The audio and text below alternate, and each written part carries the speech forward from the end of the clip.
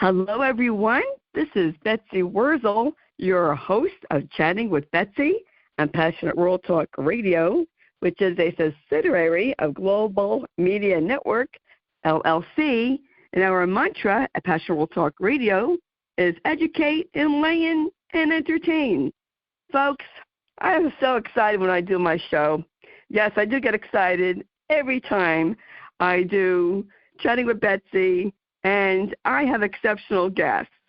And I'm excited about my guest today who reached out to me on Alignable, and I'm so glad that Sheron Mingo Y, that's the letter Y, reached out to me. She is multi-talented.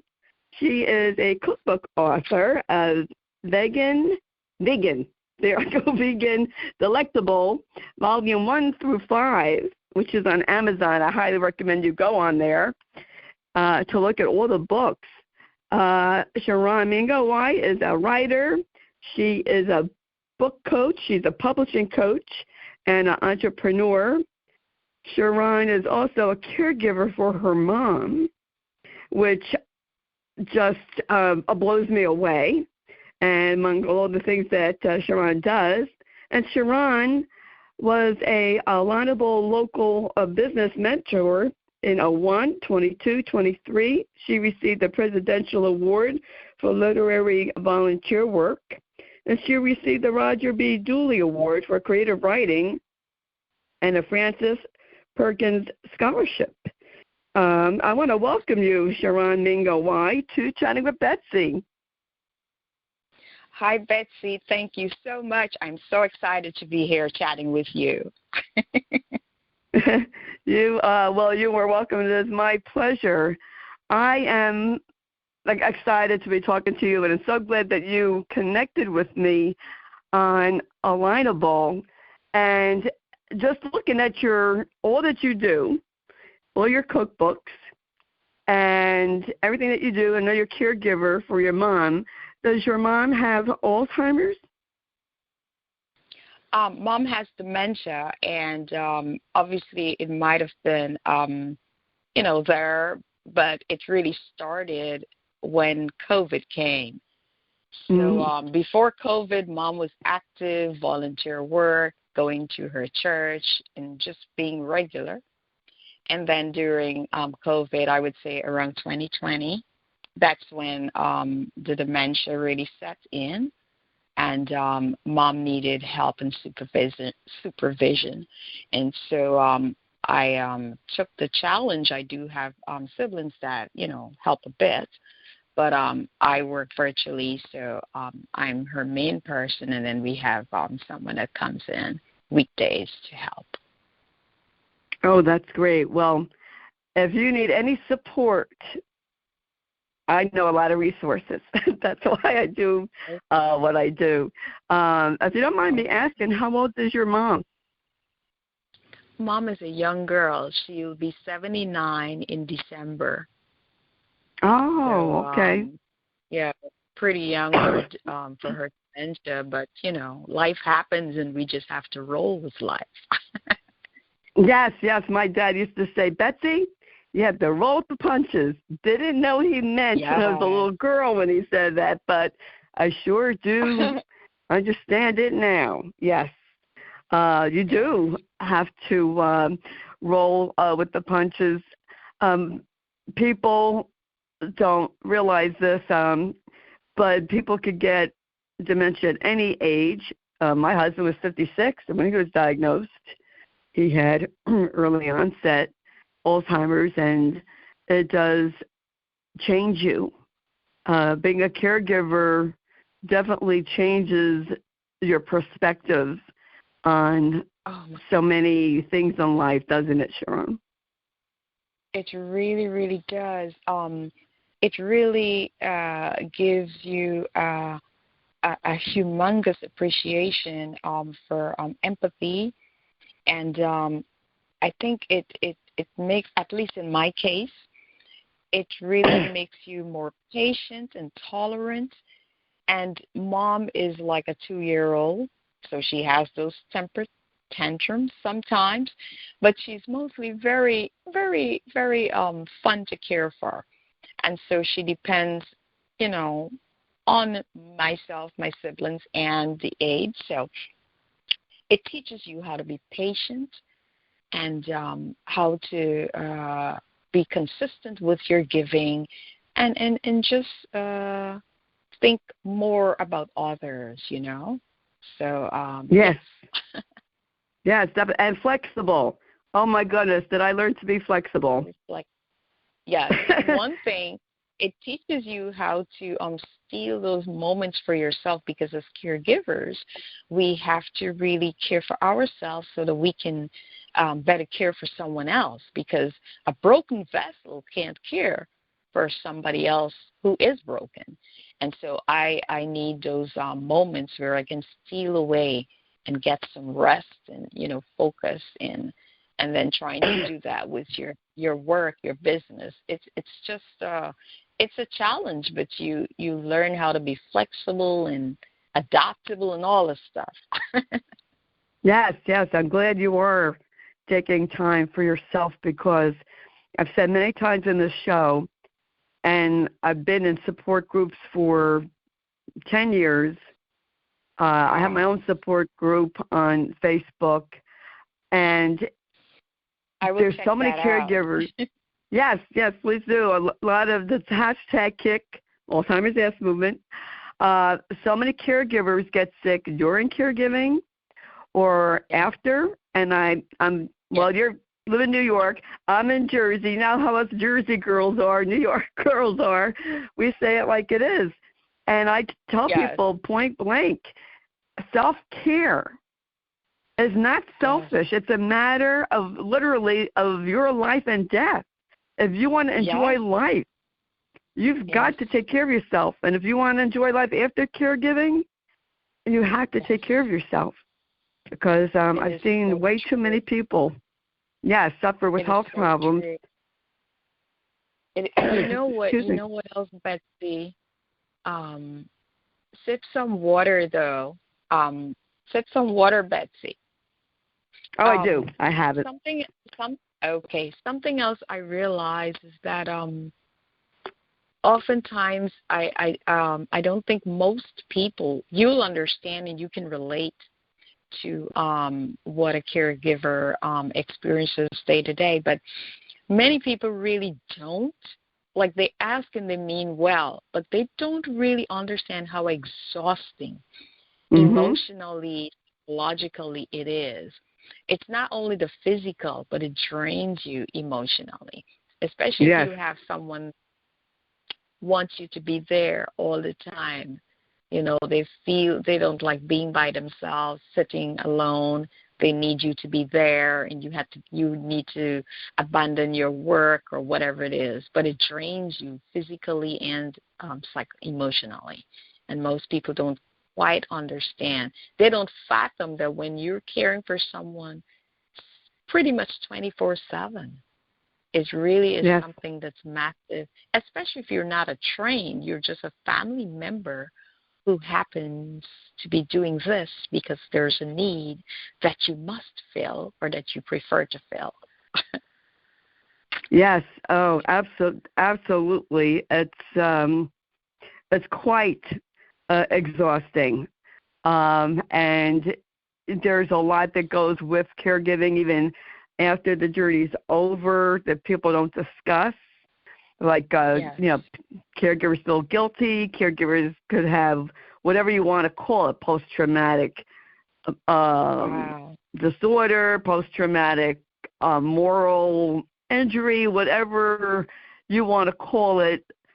I know myself, I have it, and I know many others do. And then, they think, oh, well, I'm the only one that feels this way. Well, folks, I want to tell you something. And I've been saying this for years. People feel the same way, but no one wants to talk about it because nobody wants to be judged by what they are feeling or going through. And I highly recommend counseling. I really do, for caregivers.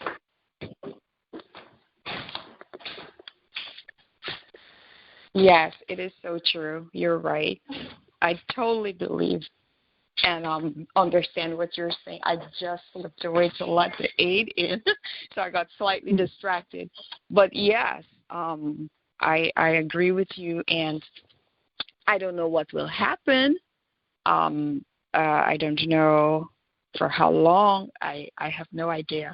But you saying that alerts me to the fact that whenever I need to focus on what effects caregiving has had on me or is having on me. Yes, yes. And this is one of the reasons why I do my show, Chatting with Betsy, because I want people to know there are resources to help them in caregiving. And I know in my own personal life, and I only speak from my own experience, that education for the caregiver to know their person's diagnosis and what to expect and to plan ahead, have your ducks in a row, makes the journey so much better and less stressful. To know how to deal with behaviors. When my mother-in-law, my mother-in-law 24 years ago already, time flies. When my mother-in-law was diagnosed, I didn't know anything about Alzheimer's. I didn't know about sundowning, hallucinations, so I did not handle it well. There wasn't information 24 years ago. Now there's a lot of information, but when my husband started to hallucinate, I already had educated myself about that. I knew what to do, and I knew how to handle it, and it makes it so much better for everyone involved. It is true. And don't be afraid to ask questions, like literally. And I know her doctors at her internist, she probably wants to smack me, but I will say to her, well, I noticed that Mom, this is 10 milligrams, and Mom was getting 1, and then I think I see now that it says give her 2 instead of 1. Is there a reason? Is that a mistake? Did you intend for her to increase the amount of pills? That sort of thing. And I ask, and then you get the doctor's, I don't know what you call them, but assistant, I guess, who will say, well, whatever the prescription, no, not whatever the prescription says. I want you to ask the doctor. I want her to take a look and to let me understand, clarify whether she has increased the amount that Mom should be taking. So I ask all the questions like a child. That's good. No, not at all like a child, Sheron. Let me tell you, you have got to be an advocate for yourself and for your mom. You're doing the right thing. I always tell people, be prepared for your doctor visit. Write down questions. If you see a side effect of a medication, call your doctor up and question it. You could even Google the medication and know the side effects. Goodness. Google is my best friend. Google is my best friend. Yes. Yes, you must, question, and it's okay to question. Yes. Whether some, about a change of behavior, a change in their health, their status, because a lot of people aren't aware. And you know what? You have to know, of course, what you're talking about when you talk to the doctor. But I had a incident where they had increased the dosage on Matt's Exelon patch. And then Matt, this is when he was able to walk by himself, and he told me he felt like he was drunk and he fell. So I called up, I looked it up, and it could cause problems with your balance. And I called up the neurologist, and I said, Matt's having trouble with this high dosage. He felt like he was drunk, and he fell. Put him on the lower dosage.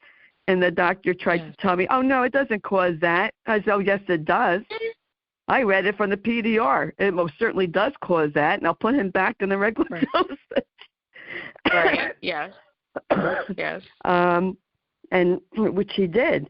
But some people, and you don't know till you try it, because medication really is trial and error. You don't know until you try. So you're doing the right thing, and we have to be advocates. I'm so proud of my mom. She'd be embarrassed if I tell the story, but my mom, God bless her, she's going to be 94 in March. Wow. She's in assisted living. Oh, my goodness. Oh. She's very active, and my mother never complained, Sheron, never. She complained about how an aide was treating her. And I said, good for you, Mom, that you spoke up, because I said, we don't speak up when there's an injustice done. Nothing's going to change, and my mom is, from that time where she grew up, you be quiet, you respect your authority, and you don't question. So for her to speak up, that aide had to be pretty nasty. And I'm glad she spoke up. I'm so proud of my mom. Betsy, that makes me think. With your mom, when they are competent, I realize in medical terms, competence and incompetent. When they're competent, they can speak up and they can help you help them. But when they're incompetent, meaning the dementia's taken over and they're so, in a minute they'll forget what has happened seconds or 5 minutes ago, and they can't really tell you. I had a dilemma where there was a certain aide that I had, and I noticed that my mom, she laughs. Mom is a rascal. She's either into mischief or she's laughing all day long and jolly and games and stuff like that. And it's my mom. I've lived with her all my life, so I know her personality. And I saw a change. Mom was not laughing anymore. Mom was sort of like slightly nervous when this aide was around. And I thought to myself, something is strange, something is not right, something is not right. But Mom could not tell me because she did not know how to articulate, if she did tell me, it was not like in a coherent way that I could understand. And so I observed carefully, how did Mom behave when the aide was not around on the same days, and how did she behave after the aide left her, was around, that sort of thing. And then I ascertained something is wrong, so I changed the aide. Now Mom is laughing. Back to her normal. That is, Sheron, kudos to you, because that is an excellent observation. Some people, they have cameras, some don't, and some aides know how to cover up the cameras. And I've heard of stories of that. Yes, I heard of stories of that, and you did the right thing because your mom was showing you. You saw the difference. And you're right. When people can't speak up for themselves, we must speak up for them. And I had to speak up. My mom knows she doesn't want me calling because she knows I will not just cause a wave. I will cause a tsunami. And my mother knows. Don't even call because she knows how I am. Yes. Oh my goodness. So she doesn't want me to embarrass her, but I, definitely, if you don't like how you're treated by a medical professional, hospice, aide, whoever, then you need to change. And I know that's not always easy to change, and I understand that. I want to ask you about your career. So how do you fit all this that you do in with your caregiving? How do you balance yourself? Oh my goodness. So it's a sacrifice. So I've had to let caring for mom dominate. It's a little slightly altruistic in a way. I had to let mom's care dominate, and my career, my business, sort of like sit in the back burner. But it is for good, and it's for me to ascertain how best to care for mom and focus on my business, which I'm now. In this year, I'll be able to focus more again on my business, even as I care for mom. So it was very new in 2023, 2022, that sort of thing. Now I have it sort of like stable, where I fully understand what I need to do, her appointments, all that sort of thing. So now, because I'm remote, I own my own business, I can now focus on really coaching and writing. I have my manuscripts out now. I can focus on finishing some books, that sort of thing. And so you also help people. Go ahead. I'm sorry. It helps when you're you're an entrepreneur, when you manage your own time, and you don't need to clock in or report to anyone. You're your own boss. So that sort of helps. It may not help necessarily with revenue for the time being, right? But because it's a sacrifice you're making, a temporary sacrifice I'm making until I, like I said, figure out what's best. But you were asking me a question. Yeah, that's okay. Yes, do you help people publish books, to write books? Yes. So, okay, so I think what you ask is, people write books to get published? Right, like if I wanted to write a book. I'm sorry, I got it, yeah. So yes. So I'm really passionate about that. I studied, I had the innate skill as a writer, and then I studied it at the graduate level, and I studied publishing and all that sort of thing. So the fact is, most people don't realize that they have books within themselves. Most people don't realize that living life is a book in itself. And we each have stories that we can tell. We just really probably need some help if we don't have like formal training, or if the skills aren't innate. We probably just need some guidance as to how to shape the stories, how to extract those stories that are lying quiet. We still them within ourselves. And daily, for example, you've told me so many stories in this space of time that we've been speaking. People don't realize there are different genres, different kinds of books.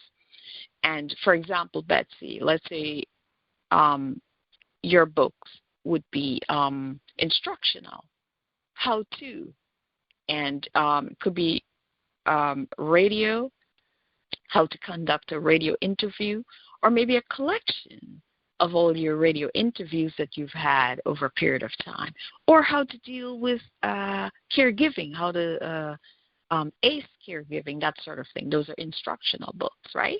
And then because my background is really literary, and so I write fictional stuff, poetry, that sort of thing, people can write nonfiction books, but they really just need help sometimes extracting those stories and giving life to those stories.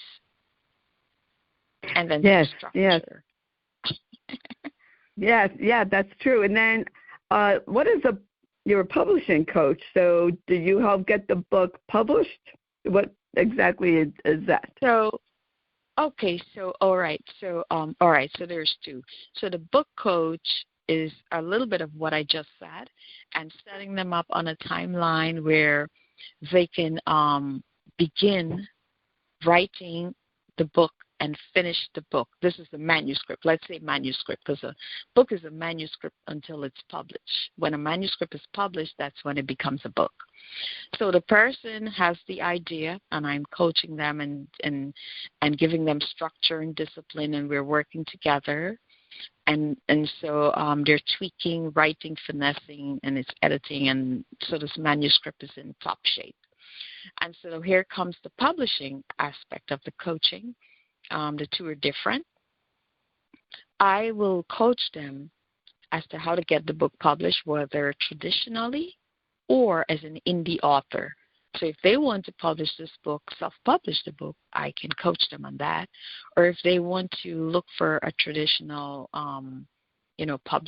publisher, I can coach them how to, do the pitch, how to either use an agent or whatever it is after they have this polished manuscript.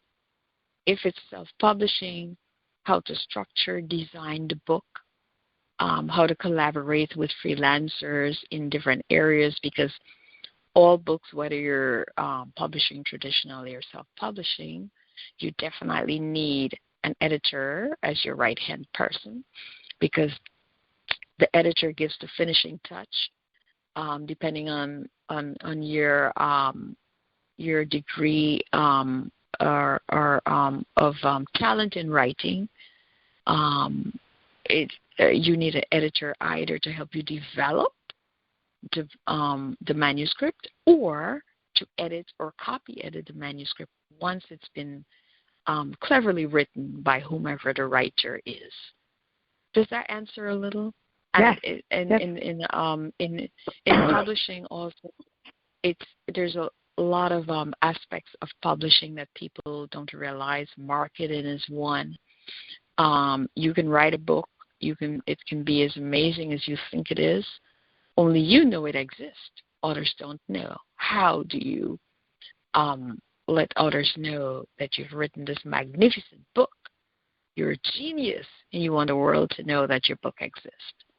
Marketing, promotion, there are different ways to do that. And so yes.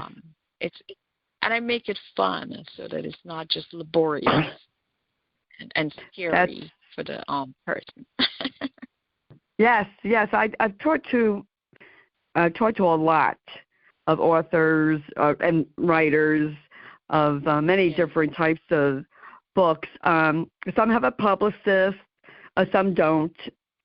And I think some people who've written a book, self-published, they may be kind of a little timid about promoting themselves.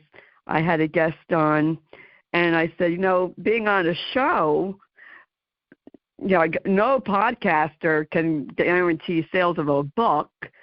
We promote our show, but if the guest who is promoting their book does not promote themselves, the show that they're on, their book, it's not going to go anywhere. And I was giving advice to someone, you know what? You want your book to sell, you got to be out there hustling, promoting. Yes. Yeah. Well, one of the things I coach people with when the book is in a manuscript format or stage is that you need to write something that you will publish that you're proud of. If you're not proud of what it is you've written and what it is that will be published, then nobody else will be proud of it or take it seriously. And then if you're confident about what it is you've written, you have this genius work that the world must see, then you're so excited. And I teach them little ways, simple ways that you can promote the book. And yes, you talk about it. And there's a way when you're in shows, obviously, but in general, you don't meet someone and start selling them your book. It's a turn off. Right. There's a clever way. There's a clever way to sell without selling, And so any author who is reluctant to promote his or her book makes me ask the question, how proud are you of that book? Is it something that's well written? Because in my coaching, your book has to have the quality and a magnitude of a book that was published by one of the big publishers, traditional publishers. So the only difference is that you're doing most of the work, or you're collaborating or freelancing it out, and you're footing the expense of having your book published, but it has to be impeccable, right? And then as a result, you're proud of this thing that you've published because you've given it your all, and it's professionally done. So yes, and I've had a guest on, Sheron, that they just started promoting their book, and I know, like, I could tell who's going to be successful and who's not, just by their drive. And I could pick up on that, maybe because I'm an empath. I don't know. I got intuitions, but you're a pro. You've been doing this for years, so of course you're an expert. They. Well, thank you. And when someone has that drive, you could tell that they're going to go places. And there's one woman in particular, and I said, you better buckle up because you're going to skyrocket. And she sure did. She is was on magazines, TV. I think she's now a bestseller. And, there's people that have been on my show that became bestsellers, not because they were on my show, but because they had a drive. I mean, I feel like I helped because they were on my show, but they had that drive. And I think that's what you have to have. That your show, I'm sure, Betsy, chatting with you was had a great deal to do with their success. It's not. We don't take it simple. Chatting with Betsy is not something to be taken simply, right? Oh, thank you. But you're right. You have to be proud of. I think what you write about. I mean, I've never written a book, but I think you have to have that passion. And when someone, and I know this from being a host. We're going to work on that, Betsy. We'll talk about that because you've got. I can see a gazillion books within you, and your fervor. You have to have that passion about what you're writing about, and that comes across, folks. And I'm not an expert. I'm not a publicist or anything like that, but I know enough, and I've interviewed enough people to know who is passionate about their work, and who's passionate about what they wrote about, and who's not. Because it shows. That is so true. And you get me excited, so you'll have to forgive me. But for example, people say to me, "Well, Sheron, you're a literary writer, but your first books are a collection of vegan cookbooks."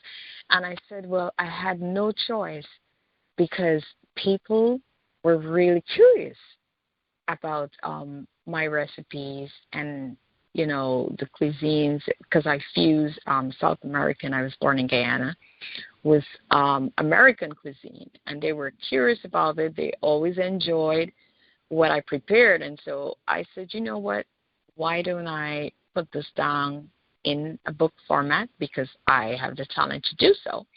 And also what drove me, Betsy, is I would say 10, 15 years ago, the cuisine for vegans, oh my goodness, it was really, really horrendous. And when you were dining out at a restaurant and that sort of thing, the offerings it really was not something that you would be proud of, not always palatable. And so because I like upscale, I like my food to look pretty and taste pretty. That's why I veered away from literary writing. Most difficult thing I did, and I wrote 5 vegan cookbooks, Vegan Delectable. So passion, yes. Everything that I've written in my cookbook is what I eat daily. From time to time, it's what I do. It's what I vouch by. It's my lifestyle. So I shared with the world things that I enjoy, foods that I am passionate about, and showed them ways that they can, make cooking exciting. And because most of the people that ate my food weren't necessarily vegan. That's another funny thing, Betsy. Most carnivores love vegan food. And here's something I must say. I had a radio interview, I think 2 years ago, and we were talking primarily about the book and food. And I made this point. Most carnivores don't realize that they're passive vegans because, Betsy, I would say 75% of the food you eat, or maybe 60%, is vegan. Beans, grains, vegetables, they're all, can we say that those are devoid of meat or meat byproducts, right? It's only right. Right? It's only like your fish or your steak or chicken or whatnot, or if you introduce dairy or cheeses into your foods, right? But if you notice on your plate, I would hope it's balanced, and so you have some protein here that might be the meats, and then you have some grains and legumes and all that sort of thing. So you're actually on a weekly, if not daily basis, eating vegan, and you don't realize it. Well, I'm getting more towards eating, how do you pronounce that, vegan, because the meat, to me now, the quality of the meat is just not there like it used to be. It's turning me off from meat. Wow. And I still love to eat meat. Not a big beef eater, but, I always like chicken and turkey and pork, yes. and it's, to me, it's not even looking the same, tasting the same, and it's grossing me out. That's just me, folks. Oh my! I really don't like eating meat that much anymore. I just don't think it tastes the same, and I didn't have COVID, so it's not like I lost my sense of taste. It's just, and I've talked to other people, and they said the same thing. I mean, I brought pork chops a couple weeks ago, and I'm preparing them. I'm like, how fatty is this? This is disgusting. And the price is up, and the quality is down. So I'm getting more away from meat myself because I just don't like it anymore. I'm glad you said that, because I have a story to tell you how I even became vegan. I never wanted to be a vegan or a vegetarian. Never. I fought it. I love me my chicken. And I will tell you this. How I became a vegan is that my body rejected meat. Betsy, my lovely chicken, my roast chicken, I was never, I stopped eating beef, I would say, in my teens, yes. But I love me my chicken. I loved my ice creams with I loved my cheese and all that stuff. And my body rejected it, literally. One day I just could not consume or digest the stuff anymore. And after a period of time, my body just totally resisted meats or dairy. And that's how I became a vegan. I can believe that. And your cookbooks look absolutely wonderful. I looked them up on, they're on Amazon. Yes. That's where I found them, right?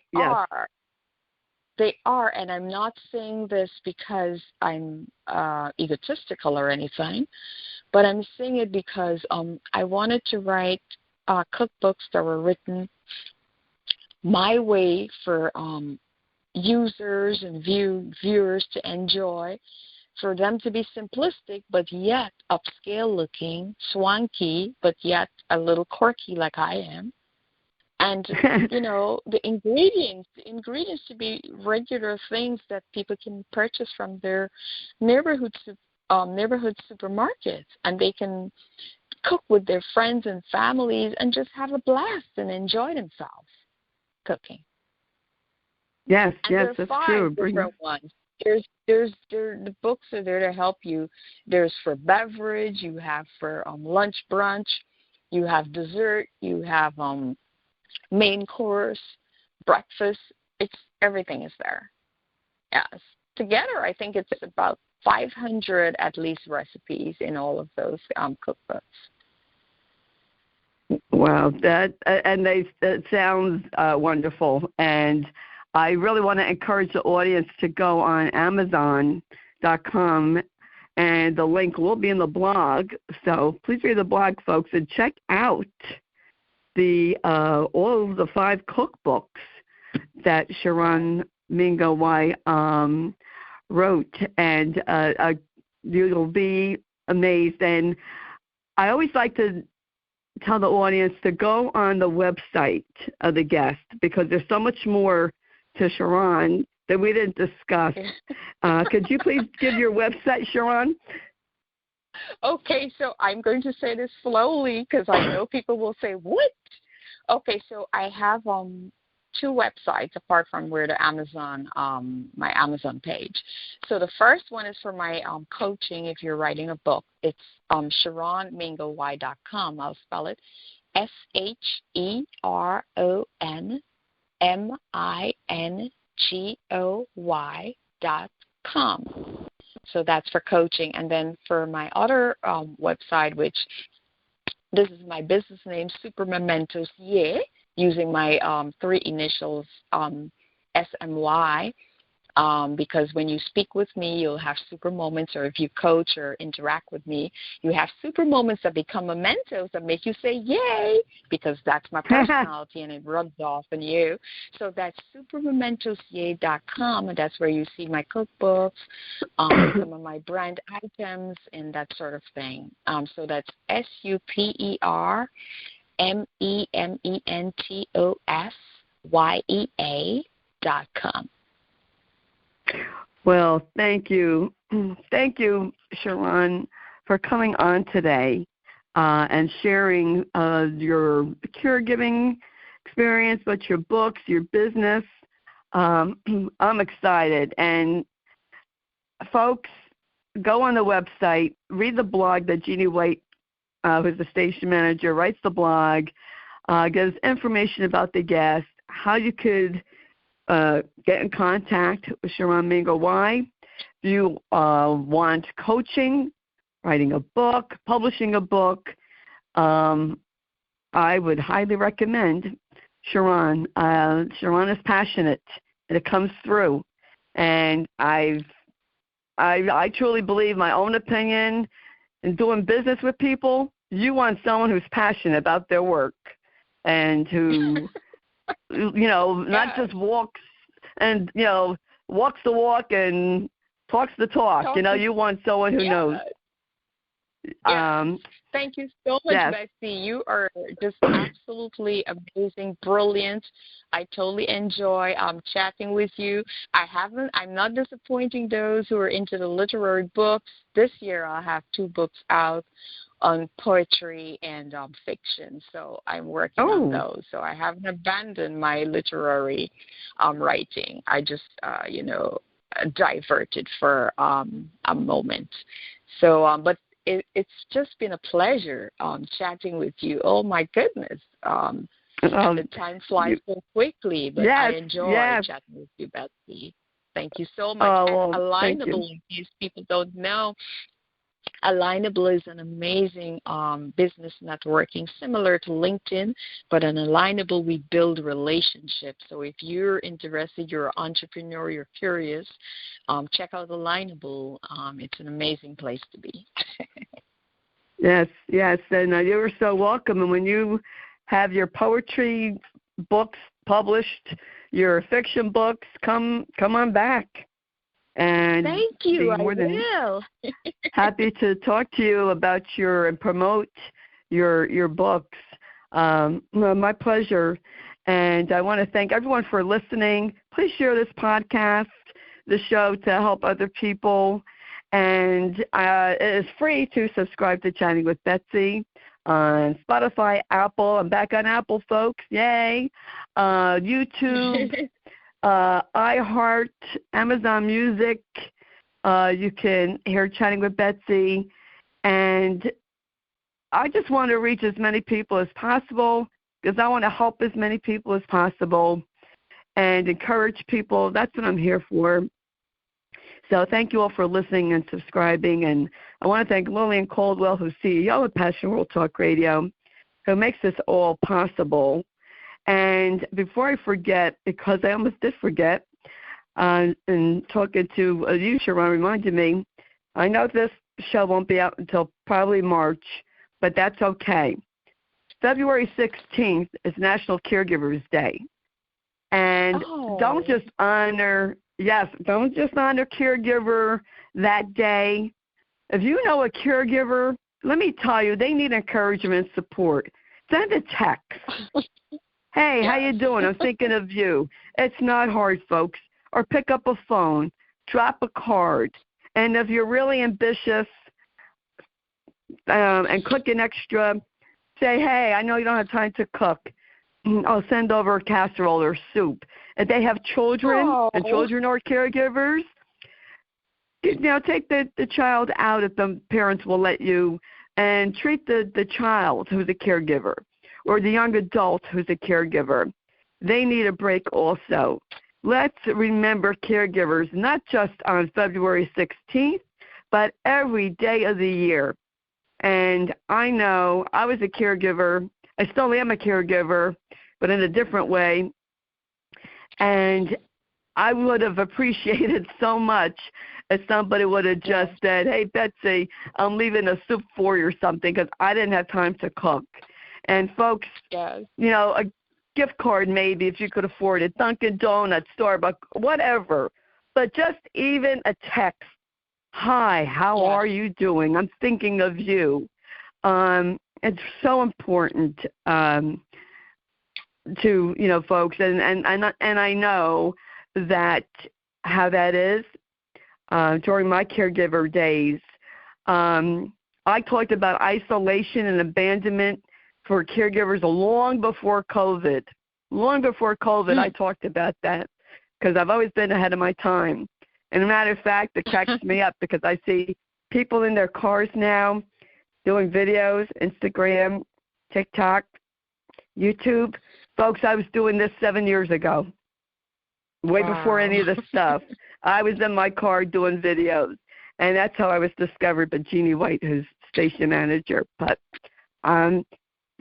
excuse me, but that's what I have to say, folks. And if you are a caregiver, know a caregiver, please join my support group, #Kick Alzheimer's Ass Movement. You do not have to have Alzheimer's. Your loved one does not have to have Alzheimer's. Any dementia, please come and join. And, dementia doesn't discriminate. Neither do I. All walks of life are welcome. And I just want to, tell everybody that. And as I always say at the end of my show, in a world where you could be anything, to please be kind, shine your light bright, because we need it now more than ever. And that's what I have to say today. This is Betsy Wurzel, your host of Chatting with Betsy on Passionate Rural Talk Radio, subsidiary of Global Media Network, LLC. Be safe, everyone. Bye-bye now.